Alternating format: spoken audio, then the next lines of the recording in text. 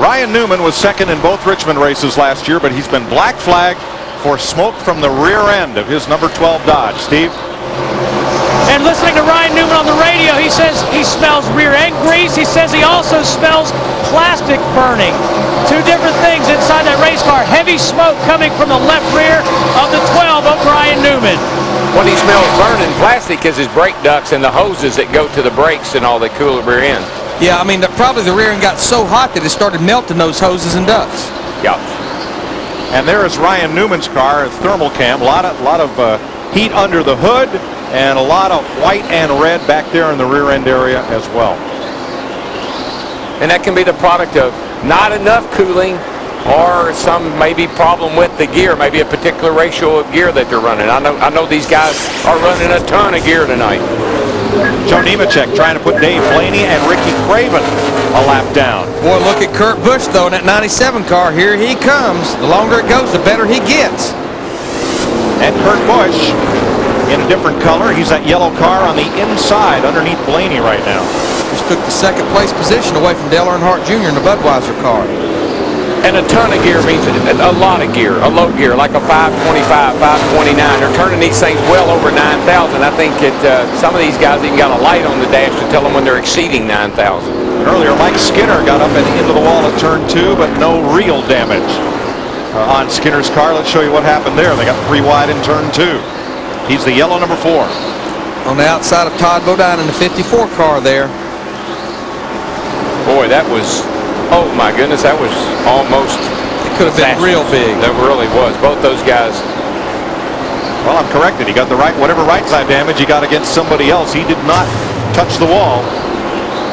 He saved Todd Bodine from crashing, though. Yes. 8 wheels corner better than 4. As Kurt Busch chases leader Joe Nemechek in the 25. Here's your Singular Wireless virtual crew chief question. Vote now from your Singular Wireless phone by sending text message FOX to phone number 191 or visit foxsports.com to vote online. My vote would be yes, but not at the expense of the weekly short tracks. That's the backbone of NASCAR racing and where all these drivers started. If there's a way to do it, maybe spring and fall when they're not running their summer season. Yeah, well, but that's the problem. When we need to race at night is in July, August, September, when it is so hot.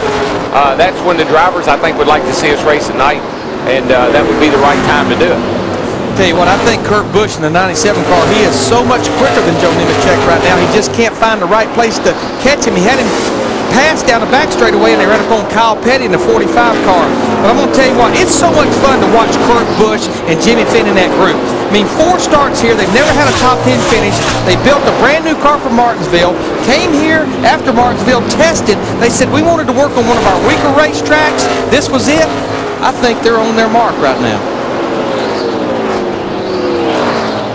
Rain on the way, less than 5 miles away is this rainstorm coming from Roanoke to the west. Yeah, I just saw a big flash of lightning off the turn 4 there. Or else everybody took a picture at one time.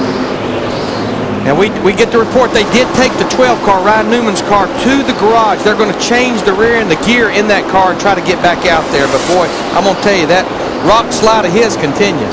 Tony Raines in that white 74 had a fine 3rd place run last night.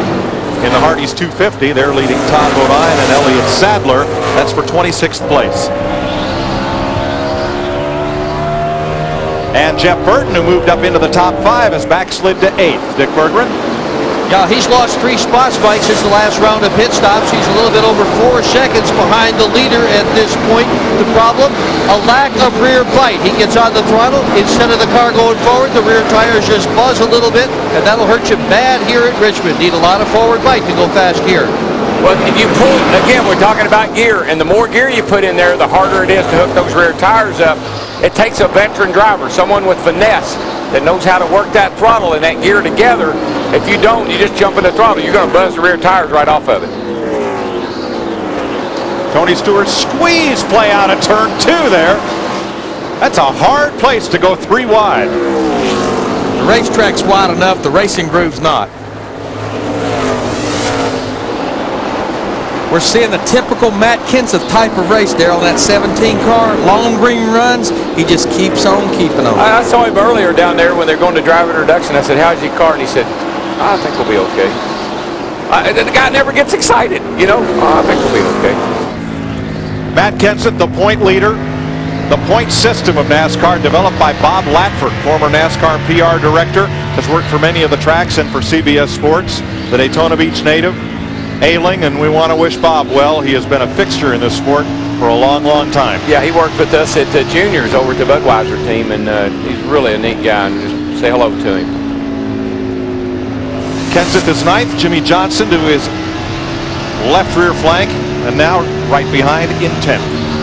But you know, if Kenseth smoked a cigarette and hair was a little grayer, I'd swear that's Pearson driving that car. Jeff Gordon continues to backslide. He's 18th behind rookie Casey Mears. Well, you know, Larry, I think you told me that is his Martinsville car. Now, I think Robbie Loomis likes a 3/4 drop car in Martinsville, and it's a great setup for there, but I never had good luck with it here. I like the more conventional car here. Car in the wall, turn 2, Craven. No caution, though. No caution. I think I tell you can get up there, slide up there, and just brush it. Boy, he missed it. It wasn't by much, Yeah, Darrell. you get stuck. You get all that debris on your tires. It's slick out of the groove, and he may have damaged the car. Yeah, he did damage it. Got a battle for the lead heading off into turn 3. Pretty clear racetrack. No lap cars. Kurt Busch down the bottom of the racetrack, the 97 car. And Darrell, you're racing the rain here. You've got to go. Oh yeah, no, there's no time to hold back. If you got, want to be in the lead if the rain comes. I'm gonna tell you what. While these guys are racing side by side for the lead, I'm still impressed with Robbie Gordon in the 31 car. Just a few cars in front of them. He's still staying out front of the leaders. But these guys, I mean, they've been side by side for 2 laps. Boy, see, Nemechek really got that outside working. He can hold Kurt Busch up for a long time, like we saw him do Terry Labonte early in the race.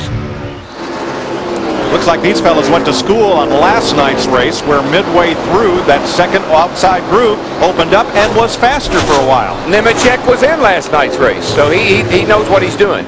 Here's Ricky Craven, 32. Just up out of the groove, slick up there. You get the debris on your tires, kisses ever so slightly. Not too politely. Not politely, and you don't want to do that all nightly.